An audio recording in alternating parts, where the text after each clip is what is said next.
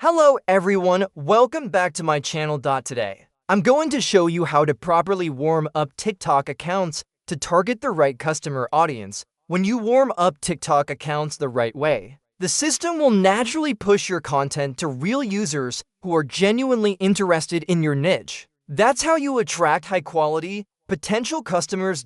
In the follow feature, we have two main options: follow by specific keywords, follow by suggested keywords. Way these two features work is basically the same. The only difference is one follows users based on TikTok UID, the other follows users based on keywords. In this video, I'll demonstrate the follow by keyword feature. First, in the general settings, you should set a wider delay time for safety. I recommend setting the delay to 15 to 20 seconds to keep everything looking natural. Next, in the follow configuration section, enter your keywords. For example, if I want the account to focus on travel-related content, I'll enter keywords like travel, tourism, trip, vacation. You can also enable actions like liking posts and commenting. Simply type your comment content directly here. After you finish setting everything up, select the TikTok accounts you want to run, then click Start. That's it. The system will automatically watch, interact,